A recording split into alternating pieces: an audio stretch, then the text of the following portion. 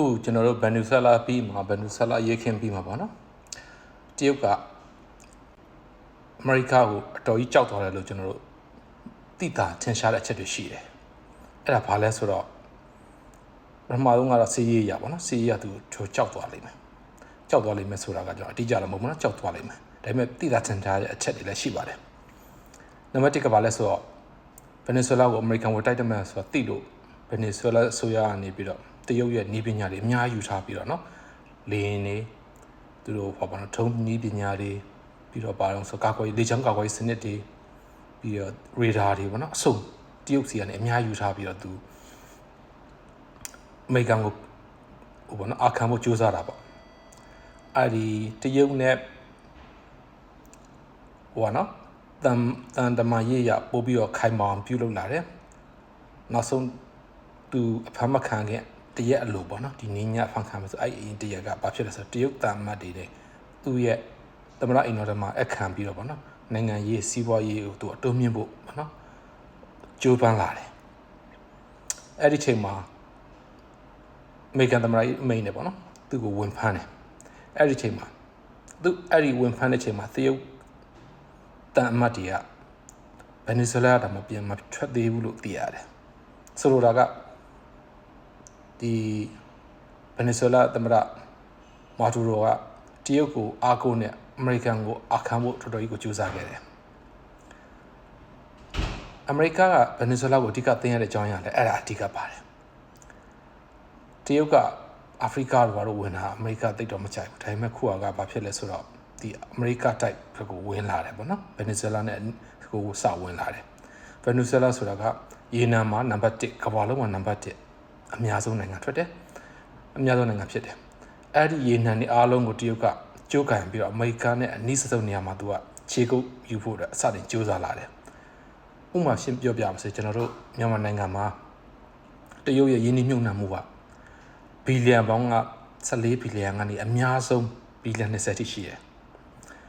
ဗင်နီဇွဲလားမှာတရုတ်ရဲ့ investment ကဗမာပြည်တဲ့အများကြီးတာတယ်အနည်းဆုံးဘီလီယံပေါင်း120ရှိတယ်အဲရေနံနေနဲ့တခြားသောကာကွယ်ရေးတွေနဲ့တခြားသောအရာတွေနဲ့အကုန်ပေါင်းလိုက်ရင်ဘီလီယံပေါင်း120မြန်မာပြည်ကအများဆုံးရှိမှအများဆုံးပိုတွက်မှ120ပဲရှိတာဆိုတော့100လောက်ဘီလီယံပေါင်း100လောက်ပို့ပြီး invest လုပ်ထားတယ်အဓိကအဲ့ရထွက်တဲ့ရေနံတွေကိုသူကတရုတ်ပြည်ကိုတည်ပြီးတော့တရုတ်ကိုရေနံလိုအပ်ချက်ကိုဖြည့်ဆည်းဖို့ရယ်အဲ့အမေရိကန်နဲ့အနီးဆုံးနေရာမှာတရုတ်ရဲ့တန်တမာရေးရခြေကုပ်ယူဖို့ရယ်ဆိုကြိုးစားတယ်အဲ့ဒီအကွက်တွေကြောင့်အမေရိက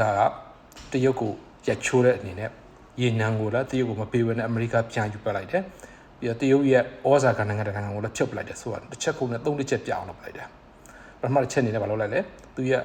တရုတ်ရဲ့ခြေကုပ်ကိုအမေရိကနီးနဲ့မှခြေကုပ်ကိုရိုက်ဖြုတ်လိုက်တယ်နံပါတ်2အနေနဲ့ဘာဖြစ်လဲဆိုတော့သူဒီပေါ့နော်ဒီမာဒူရိုလို့ပေါ့နော်အာဏာရှင်တွေကိုထောက်ပံ့နေလို့ရိုက်ဖြုတ်ပြတယ်နံပါတ်3ချက်အနေနဲ့ကတရုတ်ရနိုင်တဲ့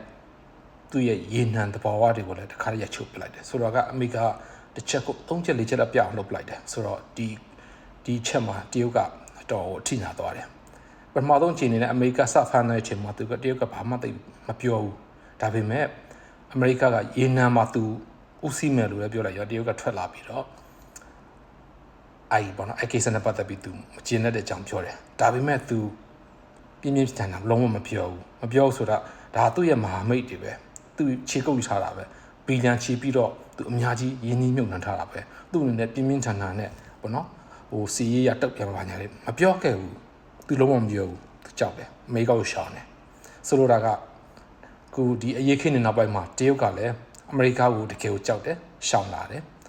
ဒါမှလားဆိုရုရှားကသူ့ရဲ့တပည့်ဖြစ်တဲ့အီရန်ကိုအမေရိကဝင်းဆော်တဲ့ချိန်မှာအဲ့ရုရှားမှာကအီရန်မှာကရုရှားရဲ့နီးပညာအကုန်သုံးထားတဲ့လေကြောင်းကာကွယ်ရေးစနစ်တွေအဲ့ဒီဖြုတ်ပြီးတော့ရချိုးပြီးတော့အီရန်ကိုလည်းဆော့ပလိုက်တယ်ခုတရုတ်ရဲ့နီးပညာနဲ့အပြည့်ရှိတဲ့ဗင်နီဇွဲလားကိုဆော့ပလိုက်တယ်ဆိုတော့အမေရိကရဲ့လုပ်ရအကြောင်းတရုတ်နဲ့ရုရှားကလုံးဝငြိမ်ကျသွားပြီစီးရေးရသူတို့လုံးဝခေါင်းမထောင်နိုင်တော့ဘူးဒါကျွန်တော်ရဲ့သုံးသပ်ချက်ဖြစ်ပါတယ်ကျေးဇူးများတင်တယ်